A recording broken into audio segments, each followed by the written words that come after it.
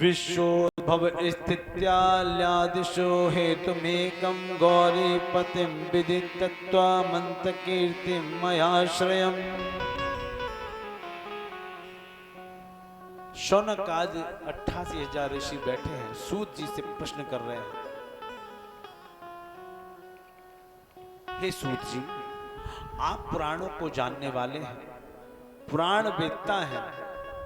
हम तीर्थराज नैमिष में बैठे हैं और नैमिष में बैठने के बाद आपसे जो प्रश्न करना चाहते हैं वो कुछ सृष्टि संबंधी प्रश्न हैं।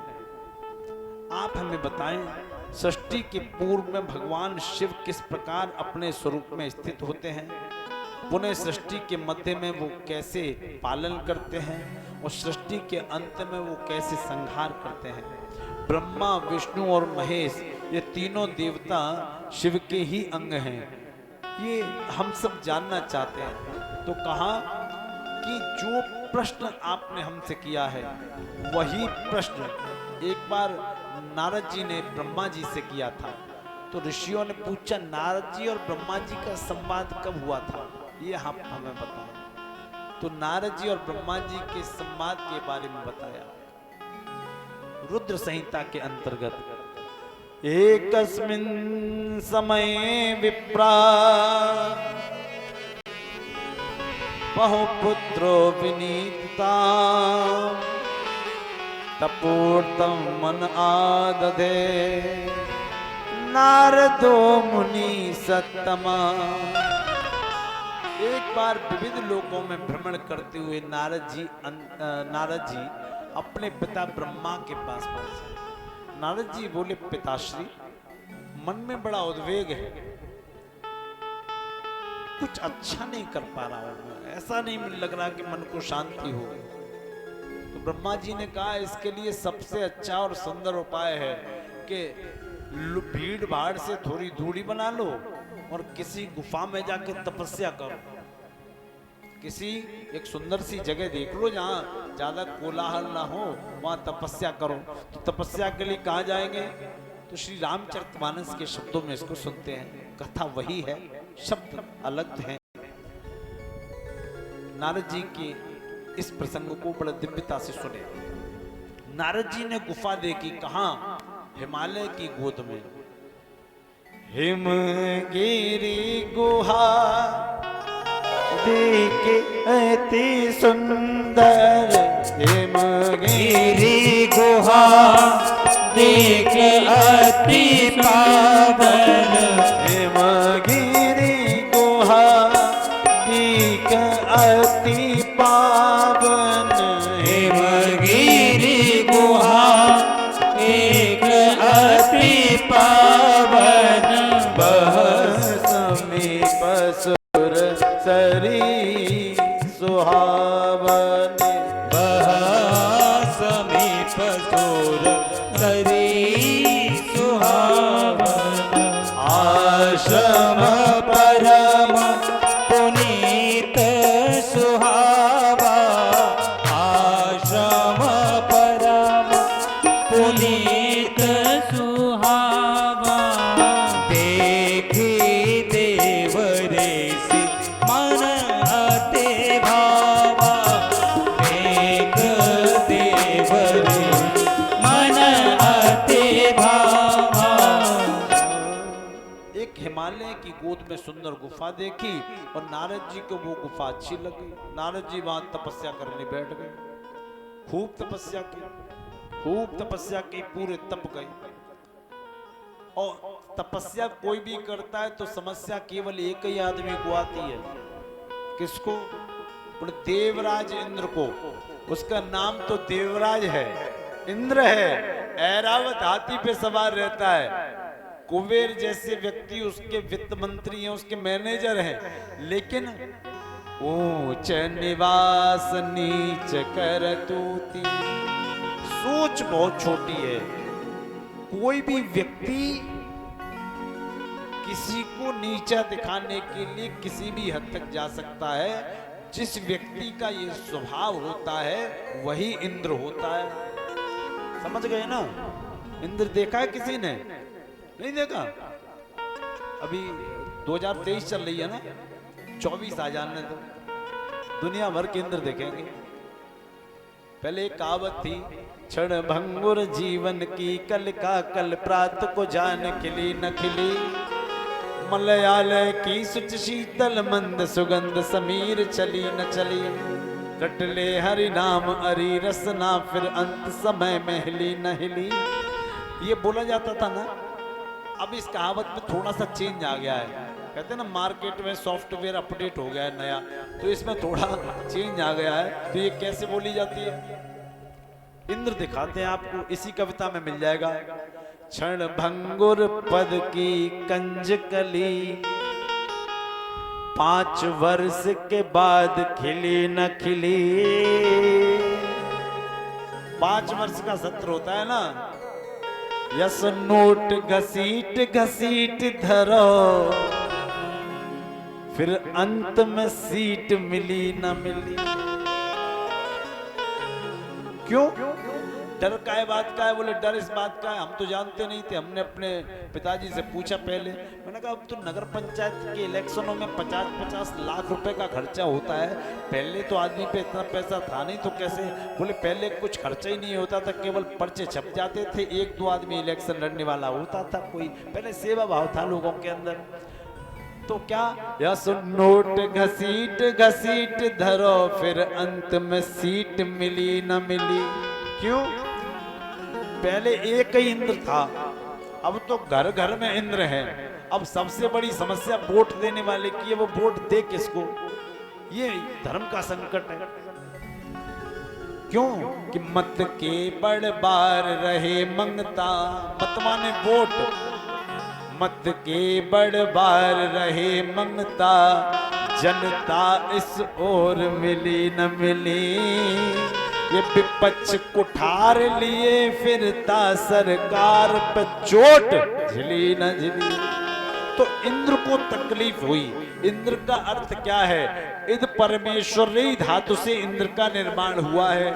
तो इसका निर्माण करने की आवश्यकता क्या थी? इसका कार्य क्या है? बोले इंद्र का कार्य है कि हर समय कुर्सी के लिए बेचैन रहना। और कुर्सी का अर्थ क्या है? तो व्याकरण कहता है कुत्सित रसिका, जिसका रस इतना कुत्सित है कि चाहे हारे की मिले, चाहे जीते की मिले, चाहे खरीद के मिले, छीन के मिले, जैसे होते हैं ना बीटीसी वाले, ब्लॉक प्रमुखी वाले और जिला पंचायत वाले, मिल जाए, चाहे विपक्ष में बैठने की मिल जाए, पर कुर्सी चाहिए। तो इंद्र को तकलीफ हुई और इंद्र ने अप्सराएं भेजी। अप्सराओं ने नारद जी की तपस्या भंग करने में कोई कमी नहीं छोड़ी, लेकिन नारद जी ने वहां काम को हराया है।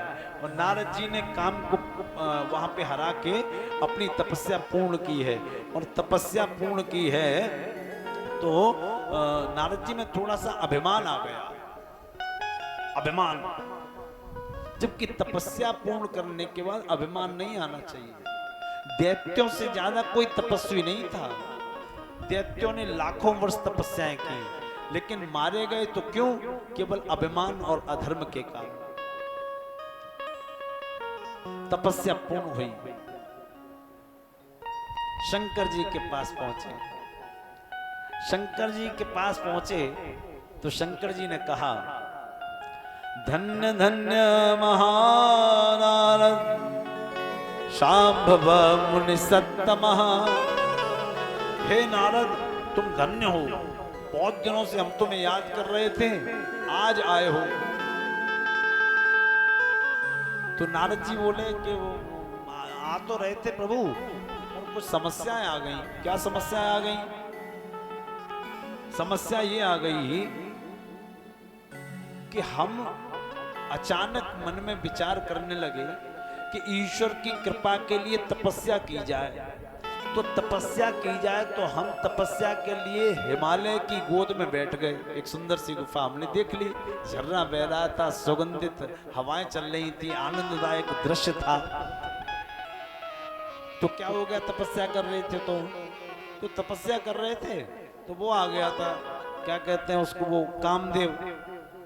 अरे वही कामदेव जिसको आपने भस्म किया था एक बार? बोले हाँ। तो कामदेव आ गया था और कामदेव ने हमको काम वासना के लिए प्रेरित किया, हमारी तपस्या भंग करने में कोई भी कसर नहीं छोड़ी, कोई भी कसर नहीं छोड़ी। हमारे गुरुदेव भगवान द्वार पे हैं, शिवानंद तिवारी जी, मैं निवेदन करूंगा, हमारे गुरुदेव भगवान अगर प्रकट हुए हैं तो दास आवाहन करता है कि एक बार व्यासपीठ की ओर जरूर आए। बोलिए गुरुदेव भगवान की जय। बचपन में शिक्षा दी थी गुरुदेव ने हमको, और आज भी शुकाबाद में जो संस्कृत महाविद्यालय है, तो मैं किस शब्द का प्रयोग करूं, उसका प्राण है। ये ना हो तो संस्कृत विद्यालय बंद होने की कगार पे है। ऐसे हमारे गुरुजी हैं। व्यासपीठ से एक नियम है कि कोई महापुरुष आवे, गुरु आवे, तो उनके लिए कीर्तन करना चाहिए। हर हर महादेव शंभो काशी विश्वनाथ गंगे, हर हर महादेव शंभो काशी विश्वनाथ गंगे, हर हर महादेव शंभो काशी विश्वनाथ गंगे, हर हर महादेव शंभो काशी विश्वनाथ गंगे, काशी विश्वनाथ गंगे, माता पार्वती संगे, काशी विश्वनाथ गंगे, माता पार्वती संगे, हर हर महादेव शंभो काशी विश्वनाथ गंगे, हर हर महादेव शंभो काशी विश्वनाथ गंगे, हर हर महादेव शंभो काशी विश्वनाथ गंगे, हर हर महादेव शंभो काशी विश्वनाथ गंगे। बोलिए गुरुदेव भगवान की। जय। बचपन में हमने बहुत डांट भी खाई है गुरुदेव से, हाँ, और लाड़ प्यार भी बहुत किया। और आज संस्कृत महाविद्यालय अगर चल रहा है, सरकार की तरफ से नियुक्तियां नहीं हो रही, ये उत्तर प्रदेश सरकार से गुहार भी है, और इसके लिए हम लोग प्रयास भी कर रहे हैं कि संस्कृत विद्यालयों में संस्कृत के शिक्षकों की नियुक्ति की जाए। गुरुदेव की वजह से आज संस्कृत विद्यालय जो शुकाबाद की पहचान है, वो उसमें प्राण है, वो चल रहा है।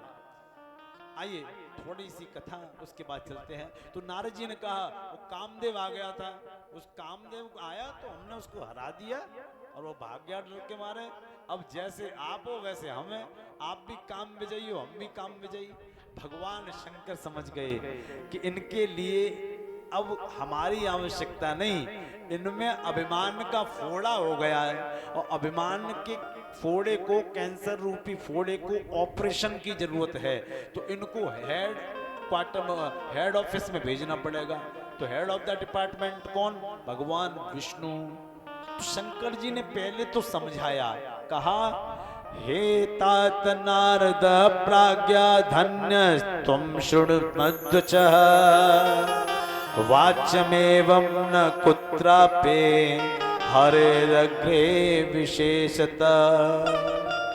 हे नारद, तुमने जो अभिमान भरी बात मुझसे कही है, अब जन कथा सुनाए सोई। जो मुझसे अभिमान भरी बात कही है वो कहीं और मत कहना। अगर और कहीं कह दिया तो आपका कल्याण नहीं होगा। कभी ऐसा होता है ना, जैसे किसी को आप कोई शिक्षा दो तो उसको वो शिक्षा पसंद नहीं आती, कहता अच्छा हम इस विषय के जानकार, इस सब्जेक्ट के जानने वाले हैं और ये हमें ज्ञान पढ़ा रहे हैं, ज्ञान दे रहे हैं, इसका मतलब ये आदमी हमसे जल रहा है। लेकिन वो जलने वाला नहीं, जलने वाले लोग तो अलग होते हैं। जलने वाले लोग वो होते हैं तो सामने तो भाई साहब कैसे है, हंस के।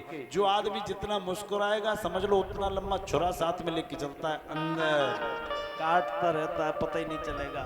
जो थोड़ा टाइट बोलेगा, कड़वा बोलेगा, शिक्षा की बात करेगा, समझ लो वो आपका है और आपका ही रहेगा, आपका हित चाहने वाला है। तो शिव जी ने कहा, नारद तुम मेरे लिए पुत्र समान हो, तो मैं तुमसे यही कामना करूंगा कि जो तारीफ तुमने मुझे सुनाई है वो तारीफ कहीं और जाके मत करना। कहीं और से क्या मतलब? तो शंकर जी ने कहा, अभी इन्हें सही रास्ता दिखा नहीं। तो कहीं और से मतलब ये है नारद कि हेड ऑफ द डिपार्टमेंट में जाके ये बात मत करना, यानी कि बैकुंठ में जाके ये बात मत करना। तो नारद जी ने कहा, शंकर जी तो बुरा ही मान गए, इनके पास नहीं आएंगे, ये बेकार है, हम कहाँ जाएंगे? बोले हम तो बैकुंठ जाएंगे, विष्णु जी से बात करेंगे, वो हमारे मतलब के आदमी है। तो विष्णु जी के पास पहुंचे बैकुंठ में, और बैकुंठ में जब पहुंचे हैं तब क्या हुआ? भगवान विष्णु ने जो कभी नहीं किया वो उस दिन किया। तो क्या किया? जो कभी नहीं किया वो उस दिन किया। तो क्या किया? हरस मिले उठी रमान के हरस मिले उठी रमान के बैठे आसन ऋषि समेता, बैठे आसन ऋषि समेता, बोले बस ही चराचर राया, बोले भी हसी चराचर राया, बहुते दिनान इने मुनि दाया, बहुते दिनान इने मुनि दाया, काम चरित नारद सब पाए, ओ काम चरित नारद सब भाए, जदपि प्रथम बरस शिवरात्रि, जदपि प्रथम बरस शिवरात्रि। क्या किया? अपने बराबर में आसन दिया। भगवान के दरबार में लोग जाते हैं तो भगवान तो अपने आसन पे ही रहते हैं ना। अगर किसी व्यक्ति के दिमाग खराब करने हो तो उसके भाव थोड़े बढ़ा दो। और कुछ लोग तो समझ जाते कि चने के झाड़ पे चढ़ा रहे हो आप हमें। शिव पुराण कहता है, आगच्छन्त मुनि दृष्ट्वा नारदा विष्णुरादरा, उत्थित्वाग्रे गतोरं तं शश्लेष ज्ञात हेतुकः। नारद मुनि को आते देख भगवान विष्णु ने अपना सिंहासन छोड़ दिया और जाते ही गले लगाया, और गले लगा के कहा, कहाँ रहे थे इतने दिन, दिखाई नहीं पड़े, अपने बगल में बिठाया। तो नारद जी ने तो ये समझा कि भगवान शंकर ने हमारी महिमा नहीं समझी, लेकिन इन्होंने हमारी महिमा समझी है और इसलिए ये हमें अपने बराबर स्थान दे रहे हैं। एक बात याद रखना, शुका बात मालूम, कोई आदमी आपसे जीवन में बोले ना और मोटरसाइकिल रोक के आपको प्रणाम करने लगे तो समझ लेना कि कुछ ना कुछ उल्टा है। तो नारद जी इस बात को नहीं समझ पाए कि भगवान विष्णु स्वयं उठे, उन्होंने हमको गले लगाया और अपने बराबर में बैठाया। तो नारद कहाँ रहे इतने दिन? तो नारद जी बोले कहीं नहीं, नहीं दिखे नहीं, इसलिए पूछ रहे हैं कहाँ रहे, बताओ ना। अरे वो कोई छोटी मोटी घटना थी, कोई बात नहीं, कोई निपट गया मामला, नहीं बताओ तो सही। तो नारद जी बोले पूछ रहे हो तो बता रहे हैं, वो हम तपस्या कर रहे थे और तपस्या में वो काम था ना, कामदेव आपका गण? बोले हाँ, वो विघ्न डालने आ गया, हमने हरा दिया उसको। और ये बात शंकर जी को पसंद नहीं आई। भगवान नारायण समझ गए, क्योंकि नारायण अहंकार का भोजन करते हैं। नारायण समझ गए कि इसके मन में अभिमान है, इसको एक अच्छे वैद्य की आवश्यकता है, अच्छे डॉक्टर की आवश्यकता है। तो भगवान उनके अहंकार का फोड़ा बढ़ाने लगे। क्योंकि शंकर जी ने पहले ही कह दिया था कि वहां जाके ये गाथा मत गाना, नहीं माने साहब। वहां से जब गए तो भगवान ने अपनी माया से एक सुंदर नगर बसाया। उस सुंदर नगर में सुंदर बाग बगीचे लगाए, अजाशील निधि को वहां स्थापित किया। उनकी एक कन्या सुंदरी थी। नारद जी उस कन्या पर मोहित हो गए। कैसे? राजा ने नारद जी को आने का अवसर दिया, पुत्री का भविष्य पूछा और पुत्री का भविष्य बताते बताते नारद जी स्वयं उसमें डूब गए, मोहित हो गए। और मोहित हो गए तो नारद जी के मन में आया कि इससे मेरा ही विवाह क्यों ना हो जाए, मैं ही इससे वर्ण क्यों ना कर लूं। तो नारद जी वहां से गए और विष्णु जी के पास पहुंचे। कहा प्रभु, आपसे कुछ मांगना चाहता हूं। क्या मांगना चाहते हैं? मैं चाहता हूं कि मेरा मुख हरि जैसा हो जाए।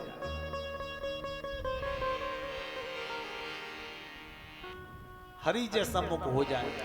हरिशन मांगो सुंदरताई, हरिशन मांगो सुंदरताई। होए जात गहर आती भाई, होए जात गहर आती भाई। मोरे हित हरि सम नहीं को, मोरे हित हरि सम नहीं को। ये अवसर सहाय सोई हो, यही अवसर सहाय सोई हो। मैं प्रभु के सामने जाके सुंदरता मांगूंगा। तो प्रभु से कहा, प्रभु मुझे सुंदर बना दीजिए, मुझे हरि बना दीजिए। और हरि का दूसरा अर्थ बानर होता है, बंदर होता है। लेकिन नारद जी ने एक बात अच्छी कही, आखिरी में बहुत अच्छी बात कही, वो भगवान ने पकड़ ली। ओ जय विधि हो नाथ हित मोरा, जय विधि होए नाथ हित मोरा। करहु सुवेग दास मैं तोरा, करहु सुवेग दास मैं तोरा। नारद जी ने अपनी बात तो कह दी कि मुझे हरि जैसा मुख कर दो, लेकिन एक बात ये भी कह दी कि जय विधि होए नाथ हित मोरा, करहु सुवेग दास में तोरा। जैसे मेरा भला हो आप वैसे मेरा भला करें, मैं आपका दास हूं। तो भगवान ने कोई कपट नहीं किया, कोई छल नहीं किया। अगर नारद जी को सुंदर मुख देते तो नारद जी के द्वारा प्रेषित कथाएं आज हमारे और आपके पास नहीं होती। नारद जी उस समय के बहुत बड़े वकील थे। नारद जी का मूलभूत अर्थ है नारम ज्ञानम ददाति यस्य सः, जो ज्ञान का सही निरूपण कर दे वो नारद है। नारद जी इतने पुराणों को निकाल निकाल के हमारे सामने लाए हैं। तो कहा जय विधि होए नाथ हित मोरा, जैसे मेरा हित हो आप वैसे ही करें, लेकिन जल्दी करें। तो भगवान ने कहा तथास्तु। सत्यम भवतु ते वचः, तुम्हारा कहा हुआ सत्य हो। और नारद जी का मुख उसी समय बंदर जैसा बन गया। और नारद जी विवाह के लिए तैयार, कन्या का स्वयंवर हो रहा है, देश देश से राजा आ रहे हैं।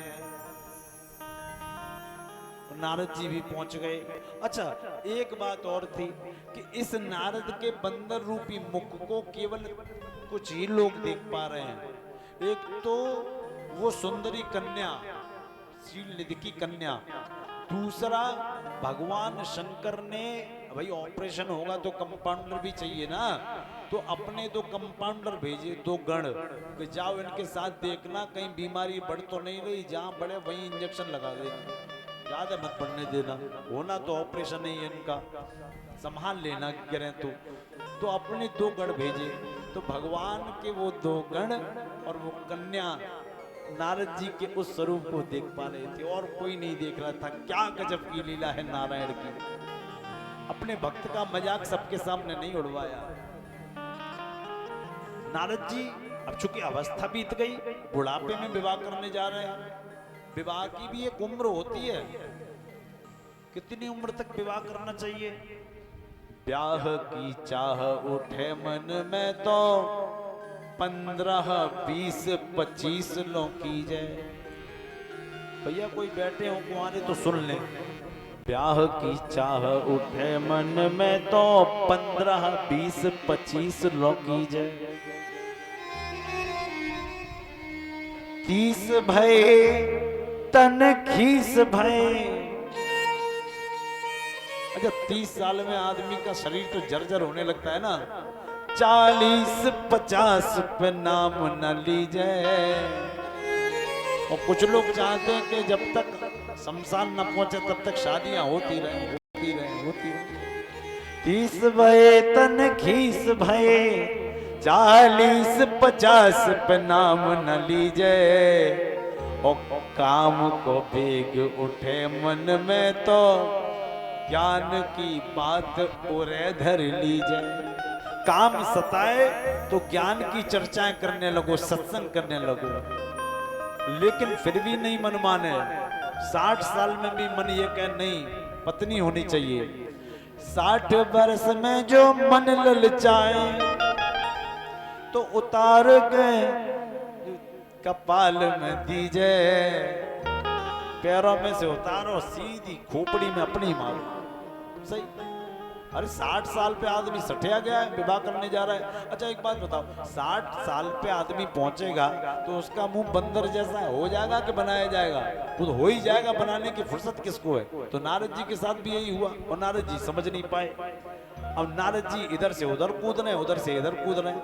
शिवगण उनका मजाक उड़ा रहे हैं। तो शिवगण को देख के नारद जी कह रहे हैं इनके अंदर जलन है, पैदा हो रही है, हमसे जल रहे हैं, इसी कारण ये हमारा मजाक उड़ा रहे हैं। कन्या बरमाला लेके जिधर जिधर जाती है, नारद जी उधर उधर जाते हैं। लेकिन जय देश बैठे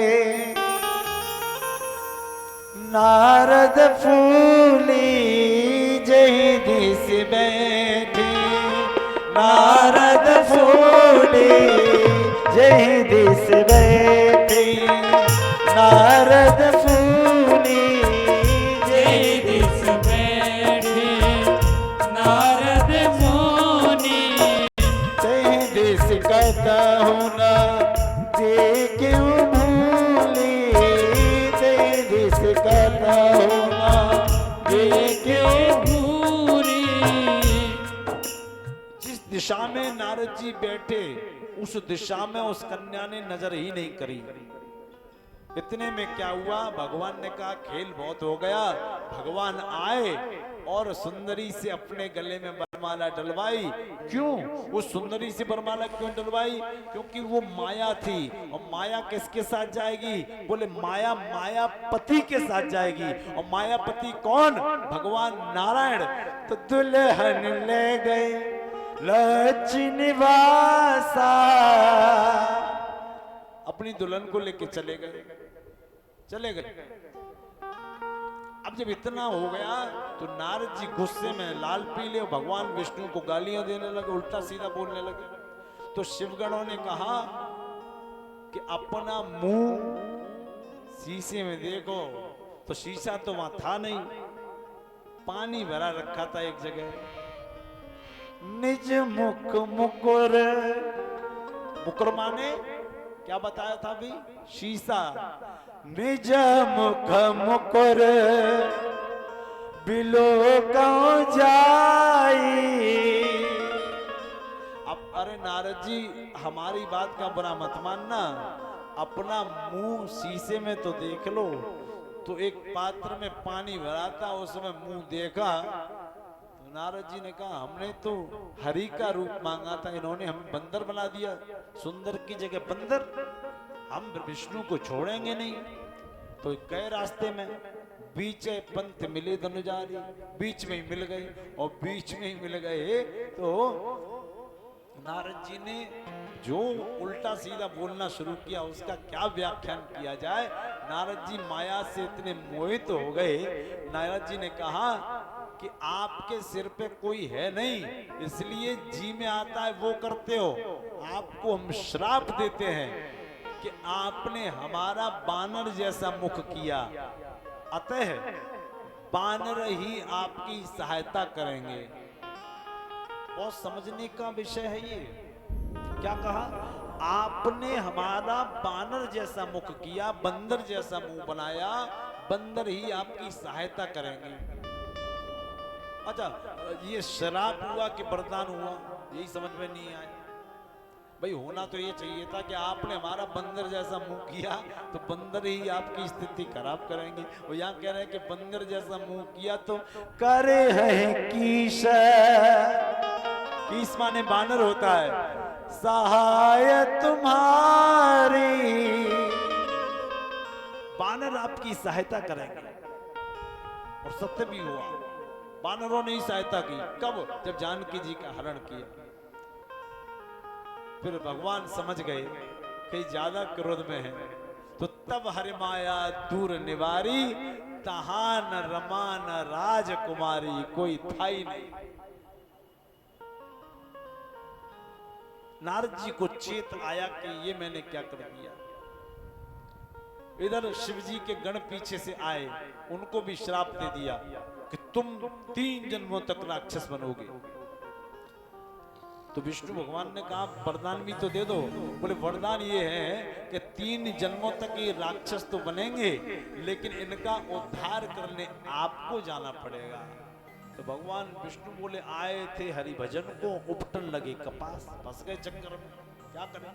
अब 3 जन्मों तक वो राक्षस बनेंगे, हमें इनकी समस्या निपटानी पड़ेगी। अतः अभिमान का जो फोड़ा बड़ा था, भगवान ने उसका ऑपरेशन कर दिया और नारद जी को एक उपदेश किया, जाहे जपो शंकर सतनामा, होए हृदय तुरत विश्रामा। आप भगवान शिव की शरण में जाइए, शिव के महामंत्र का जाप कीजिए, आपके हृदय में तुरंत विश्राम मिलेगा, आपकी छाती शीतल हो जाएगी। बोलिए टुइया वाले महादेव की जय। जब इतना विषय आया तो कहा प्रभु ये लोग राक्षस कब बने और सृष्टि का क्रम आगे कैसे बढ़ा, ये हमें बताइए।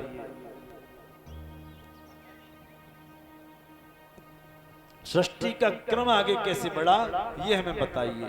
तो कहा कि भगवान शंकर के ही अंशभूत ब्रह्मा और विष्णु हुए। अब एक शक्ति का भी होना आवश्यक है।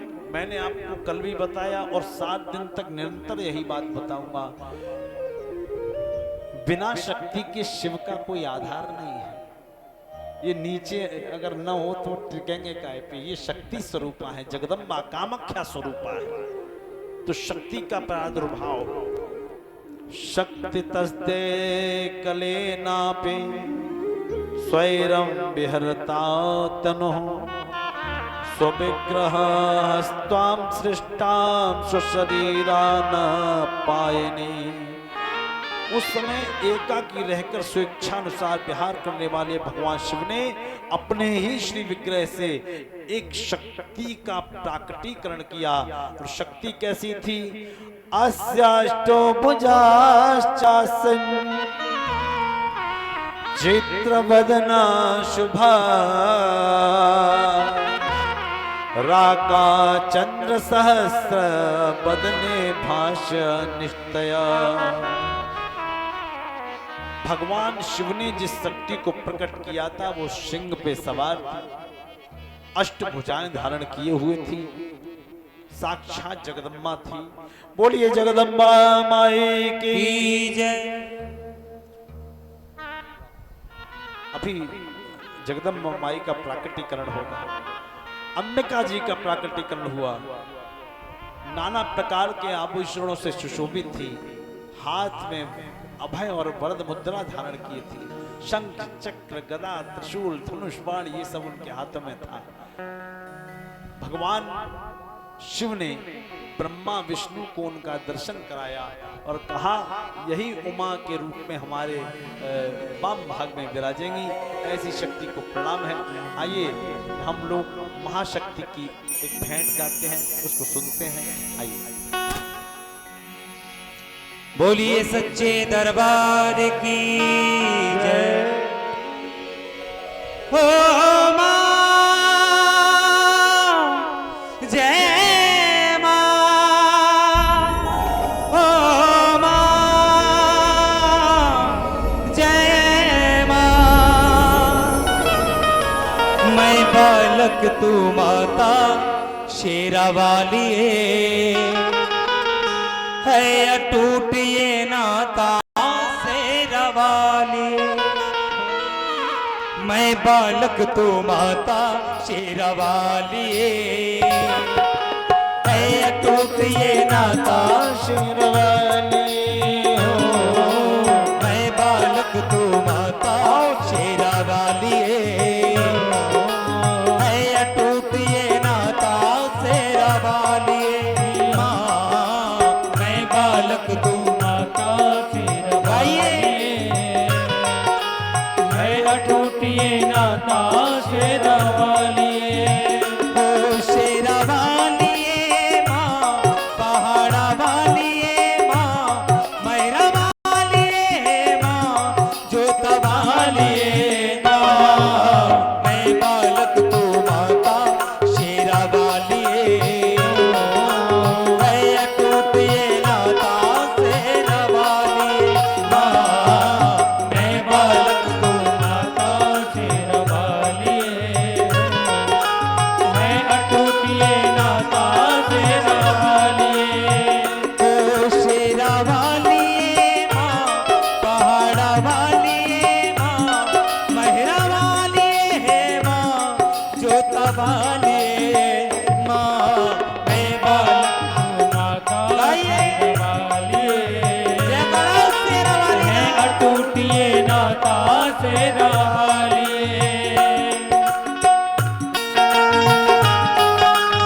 बोली जगदम्बा माई की।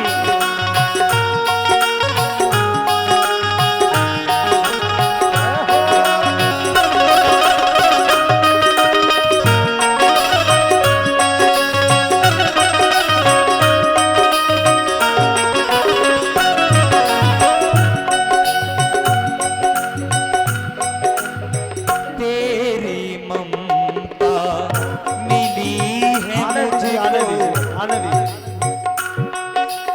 बोलिए जगदम्बा माई की जय हो। माँ के स्वरूप का प्राकटीकरण हमारे सम्मुख हो रहा है, यहाँ पर एक कुछ व्यवस्था है। बोलिए जगदम्बा माई की जय हो। तेरी ममता मिली है मुझको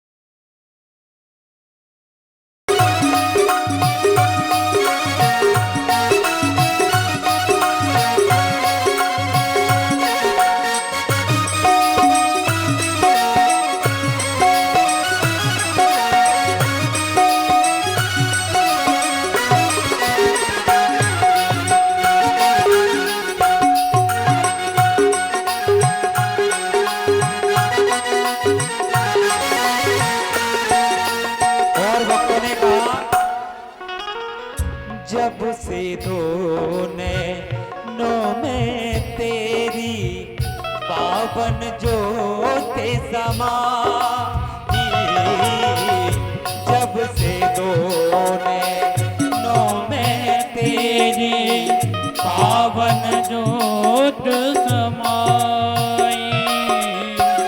मंदिर मंदिर तेरी मूरत देने लगी दिखाई, ऊंचे पर्वत पर मैंने भी ऊंचे पर्वत पर मेरे दिए डाल दिया है तेरा, जिस दिन करे तो तेरी सेवा, मैं बोता सो तेरा, रहूं तेरे गुण गाता सेरा वालिए, मैं अटूट ये नाता सेरा वालिए।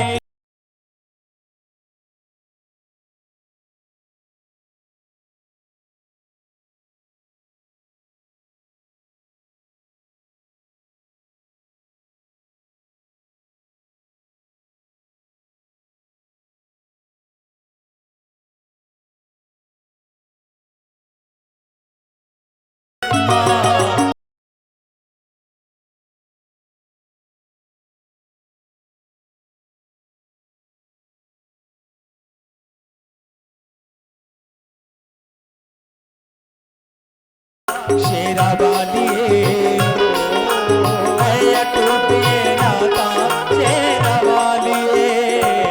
ओ मैं बालक तू माता तेरा वालिए, ओ मैं अटूट ये नाता तेरा वालिए। शेरा वालिए माँ, पहाड़ा वालिए माँ, बहरा वालिए है माँ, जोता वालिए माँ, मैं बालक तू माता शेरा वालिए, मैं अटूट ये नाता तेरा वालिए, माँ, मैं बालक तू माता शेरा वालिए, मैं अटूट ये नाता शेरा वालिए। प्रेम से बोलो, माता दी प्रेम से बोलो, जय माता दी, मैया आ गई, जय माता दी, मैया आ गई, जय माता दी, जोर से बोलो, जय माता दी, जोर से बोलो। जय माता दी। अरे शिव शक्ति से जो प्रेम करते हैं, ये कथाएं शिव पुराण के अंतर्गत ही हो रही हैं, और उदाहरण तो हर जगह से लिए जाते हैं। यहाँ जगदम्बा के बाद फिर भगवान शिव ने कहा, ये काली बन के मेरी शक्ति बनेगी।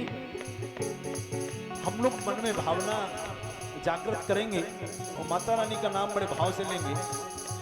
अगर माता रानी के प्रति श्रद्धा है, जय माँ,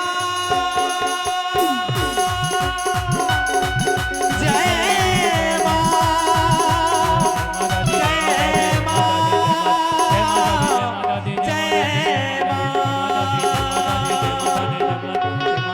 प्रेम से बोलो, ओ सारे बोलो, ओ मिलकर बोलो, आवाज न आए, जरा जोर से बोलो, अरे मिलकर बोलो, जय माता दी, कहते जाओ, ओ जय माता दी, ओ जय माता दी, बोलिए सच्चे दरबार की जय हो। माता रानी के दिव्य दर्शन हुए। त्रिदेवों ने उनको प्रणाम किया और कहा, आपसे ही इस सृष्टि का प्रादुर्भाव होगा। ब्रह्मा जी ने पूर्ण कोशिश की, पूर्ण प्रयास किया, लेकिन शक्ति को उत्पन्न नहीं कर पाए। शक्ति को उत्पन्न शिव जी ही कर पाए। तब शिव में, सब में इकार लगा और शिव बने। बोलिए शिव शंकर भगवान की। बड़ा मीठी मीठी आवाज के साथ भाव से, मानो कि वैष्णो माता ज्वाला देवी की यात्रा कर रहे हैं। प्रेम से बोलो जय माता दी, जोर से बोलो जय माता दी, मैं नहीं सुनिया जय माता दी, आवाज न आए जय माता दी, हम भी बोले जय माता दी, तुम भी बोलो जय माता दी, आगे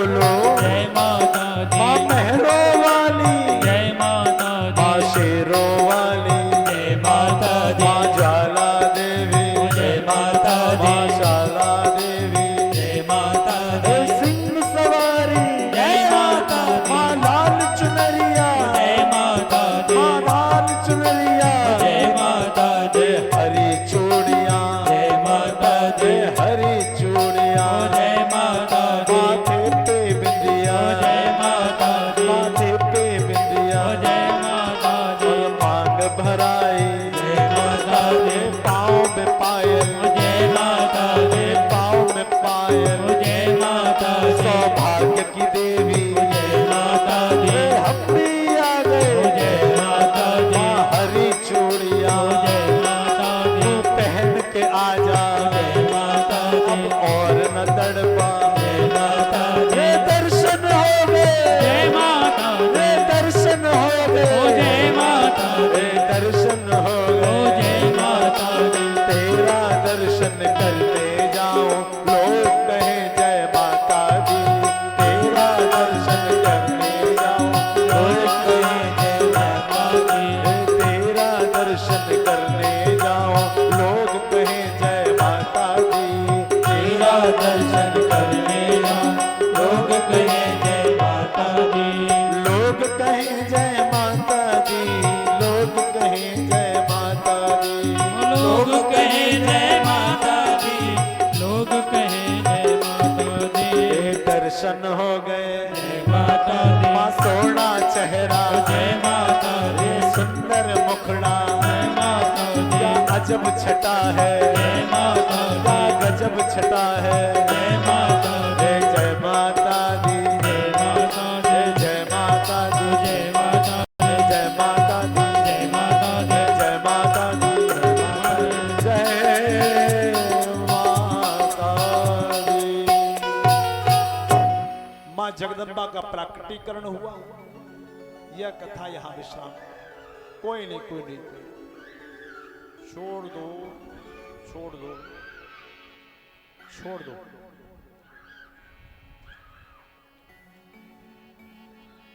एक मिनट कोई नहीं, एक सेकंड रुक के अब दे दो। शीतला तुम जगन माता, शीतला तुम जगत पिता, शीतला तुम जगत धात्री, शीतलायै नमो नमः। थोड़ा जल के छींटे दे दो। कभी भी एक विशेष बात याद रखना, कभी भी ऐसा रूप आए तो एकदम छींटे नहीं देने चाहिए, सवारी अधूरी रह जाती है। ऐसा कई बार घटनाओं में दुष्परिणाम भी आए हैं। अब इसका मतलब है कि माई आ चुकी है, तो जोर से जयकारा लगाओ। बोलिए उमा महेश्वर भगवान की जय हो। दुनिया वाले बाबा की। मैं कहूंगा कि कल की कथा के बारे में थोड़ा बता दें। और देखिए कल भगवान भोलेनाथ का यहाँ विवाह किया जाएगा मैया पार्वती के साथ। तो जैसे शादियों में सज धज कर जाते हैं, वैसे ही आप सभी भक्तों को यहाँ पर सज धज कर आना है और भोले बाबा की शादी का आनंद उठाएंगे।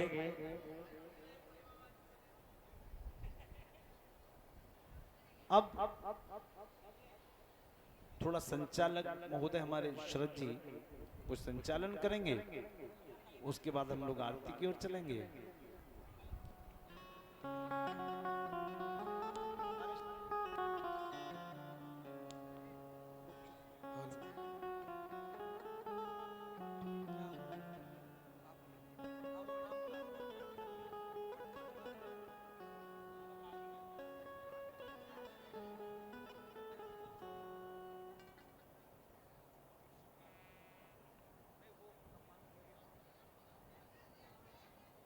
कृपा करके सब लोग अपना स्थान ग्रहण कर लो। कथा की मर्यादा है कुछ। सब लोग बैठ जाओ, बस 5 मिनट की बात है। इसके बाद हम लोग भगवान की दिव्य पावनी आरती उतारेंगे। केशव हूं मैं शिव के बिना, और शव में शिव का वास, और शिव मेरे आराध्य है, मैं हूँ शिव का दास। बोलिए टुइया वाले बाबा की, महाकाल भगवान की, अभी उठे ना, अवंतिका नाथ की, बैठ नमः जाइए। पार्वती पतये हर हर महादेव।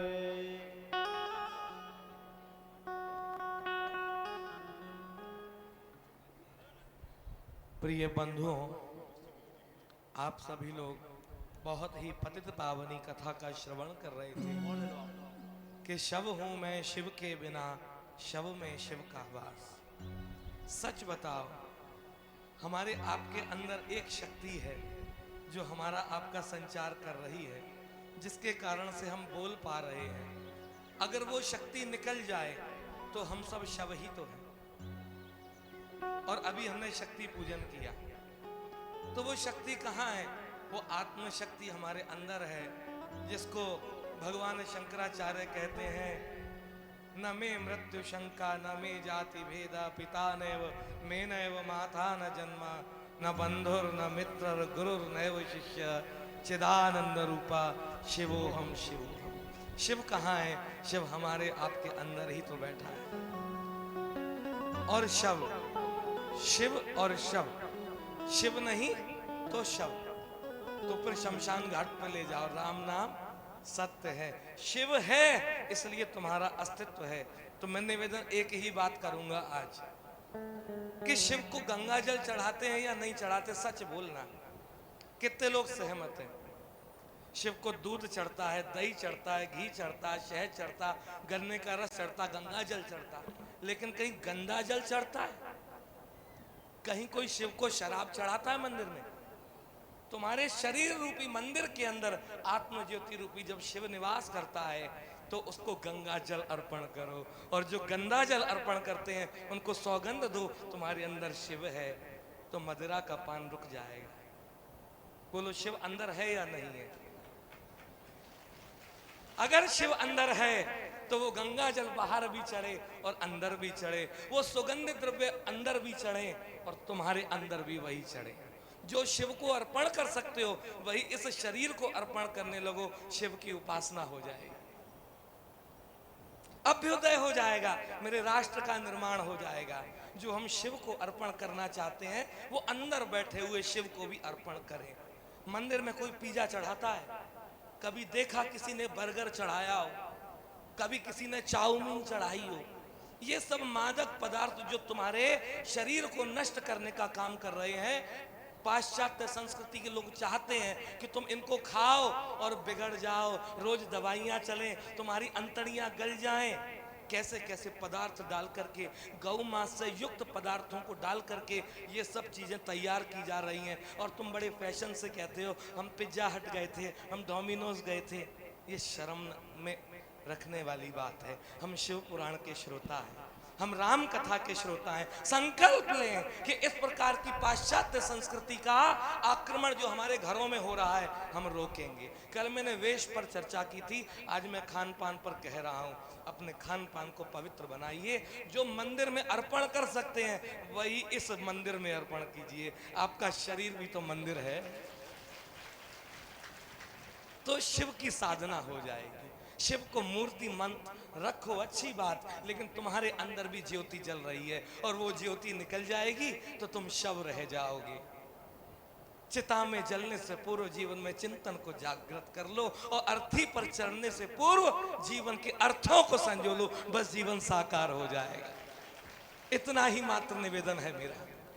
और आज हम लोग बड़ी सुंदर कथाओं में डुबकी लगा रहे थे और कल सृष्टि का वर्णन होगा, सती चरित्र की कथा होगी और नारद जी के मोह का वर्णन तो आप लोग अभी सुन ही रहे थे।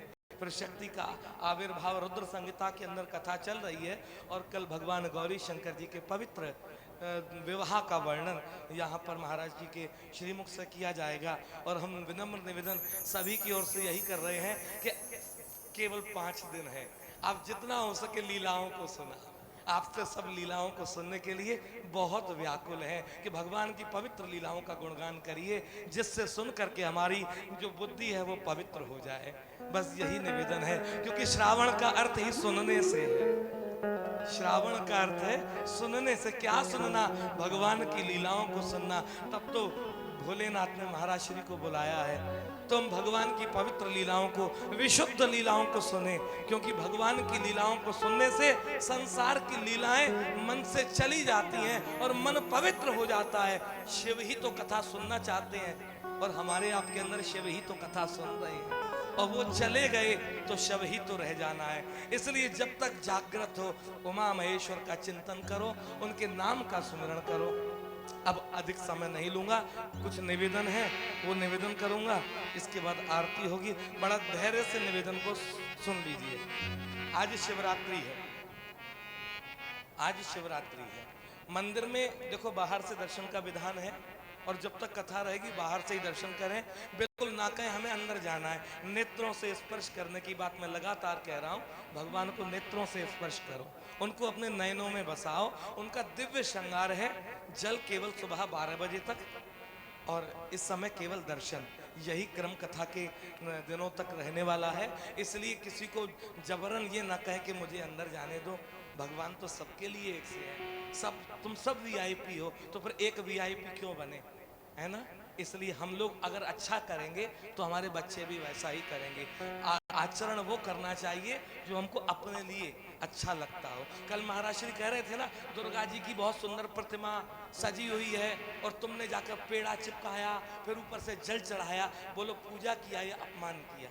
ये विचारणीय विषय। हनुमान जी के मंदिर में गए, तुमने सिंदूर लिया, माथे से लगाया और दीवार पे लो महाराज अपना संभालो, ये नहीं होना चाहिए। शंकर जी के यहाँ गए, लोटा सिर पे रख दिया, अगरबत्ती नंदी के सींगों में घुसा दी। यार क्या बात करते हो?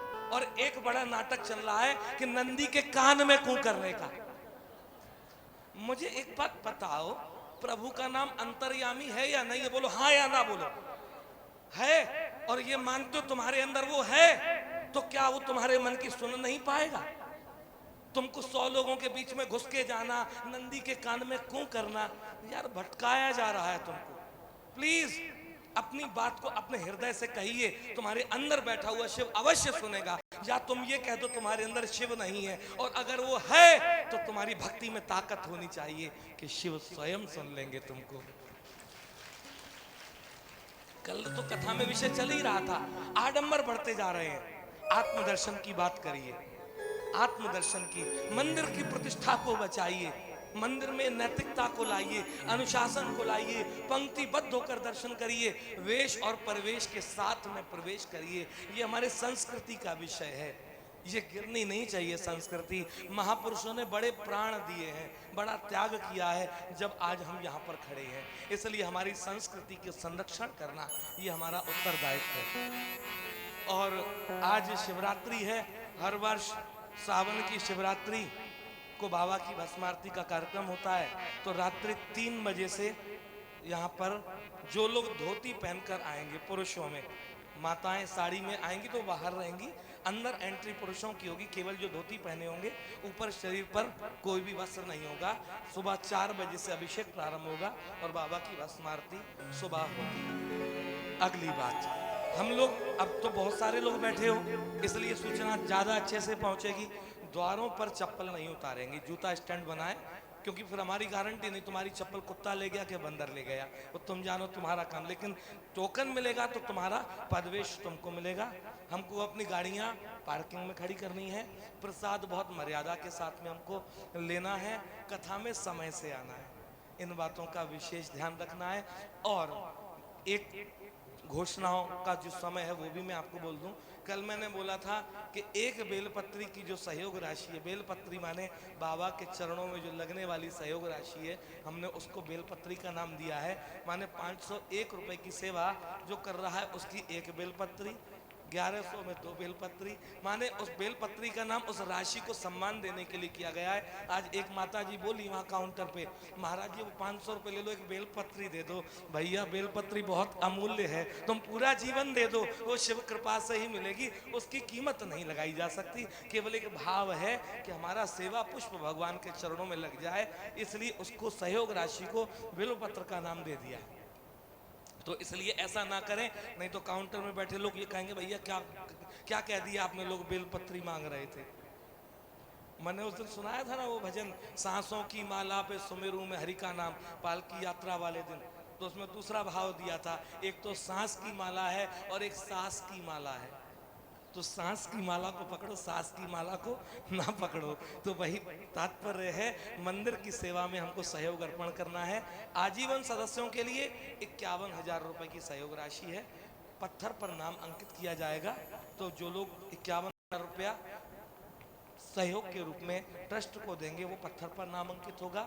11,000 रुपए की जो सहयोग राशि है निर्माण के लिए, वो वार्षिक सूची जो लगेगी हर वर्ष उसमें नाम अंकित होगा। और सदस्यता लेने के लिए 1100 रुपए की राशि हम लोग अपनी वहाँ पर जमा करा सकते हैं। तो उस श्रृंखला में कुछ नाम हमारे पास आए हैं, हम उनका अभिनंदन करते हैं। लेकिन उन नामों को लूँ उससे पूर्व मैं कुछ ट्रस्ट के हमारे जो सहयोगी बंधु हैं उनके नाम ले रहा हूं, वे आकर महाराज श्री से आशीर्वाद प्राप्त करेंगे। तो इस श्रृंखला में श्री राजा भैया गोपाल डेरी से, संजय अग्रवाल जी कालीकंठी वाले, श्री राजेश अग्रवाल जी बट्टा बाबू, भैया रवि बंसल जी, हमारे आदरणीय प्रोफेसर ML अग्रवाल साहब और ठाकुर अश्विनी कुमार जी, ये 7 लोग जब तक यहाँ आशीर्वाद लेंगे तब तक मैं उन नामों को बोल रहा हूँ जिन्होंने आज बाबा के चरणों में अपनी बेलपत्री अर्पण की है और सहयोग किया है। श्री राजकुमार शर्मा जी,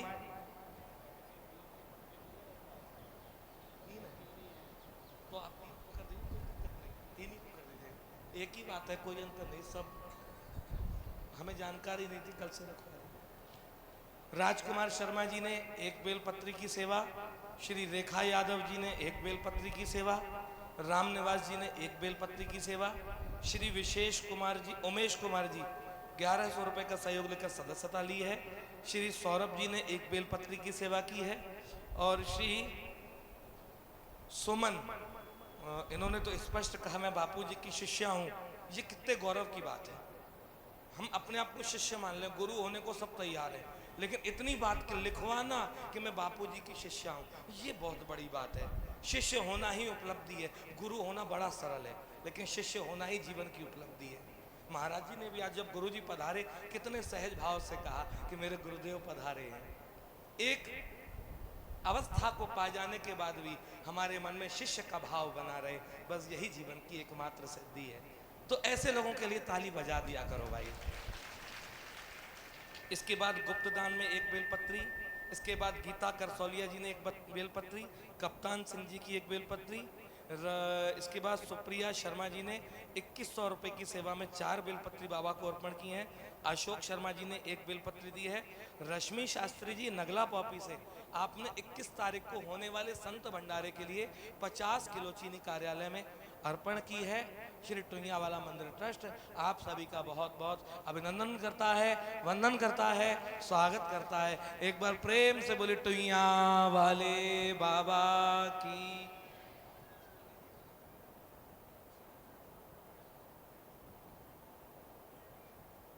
और इसी श्रृंखला में अब मैं आज की आरती के नाम घोषित करूंगा, जिनमें हमारे मुख्य यजमान श्री रमेश चंद जी बंसल और आज के यजमान श्री संतोष जी अग्रवाल, और साथ में जिन्होंने आज के प्रसाद की व्यवस्था की, भोग की व्यवस्था की है, श्री विवेक गुप्ता, श्री पंकज कुमार जी, विवेक कुमार जी, पंकज कुमार जी, कालीकंठी वाले बर्तन वाले भैया। तो ये 4 लोग आगे आरती के लिए आवेंगे और बाकी सब के लिए बहुत बहुत शुभकामना। कथा में समय से आते रहिए, बाबा के नाम को जपते रहिए, आनंद करते रहिए। प्रेम से बोलिए टुइया वाले बाबा की जय। श्री महाकाल सरकार की जय। श्री शिव महापुराण भगवान की। नमः नमः पार्वती पतये हर हर महादेव।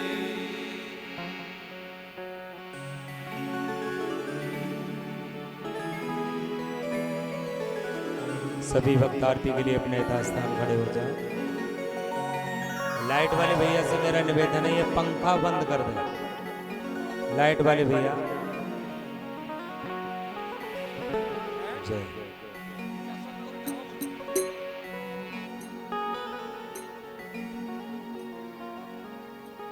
जसवंत नगर से श्री शिववीर सिंह जी फौजी और इटावा से जो महाराज श्री के भक्त आए हैं वे भी आरती में सम्मिलित होंगे। आइए भगवान की पतित पावनी आरती उतारकर अपने जीवन को कृतार्थ करें। नमः पार्वती पतये हर हर महादेव। जय शिव ओंकारा,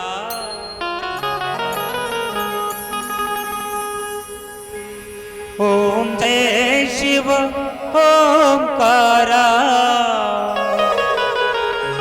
ब्रह्मा विष्णु सदा शिव, ब्रह्मा विष्णु सदा शिव, अर्धांगी धारा। ओम जय शिव ओंकारा, ओम जय शिव ओंकारा।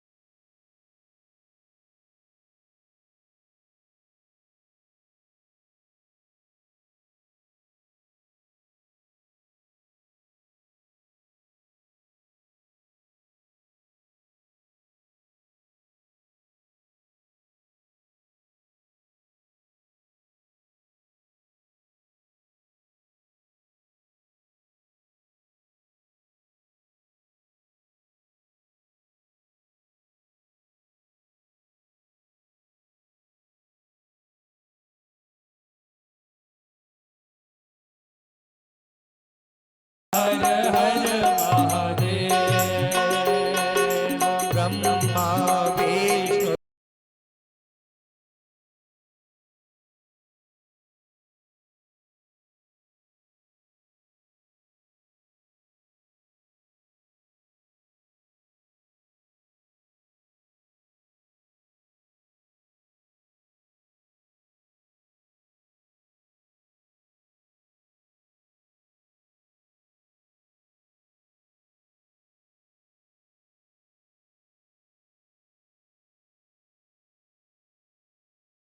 कोई जन गावे, भोले प्रेम सहित गावे।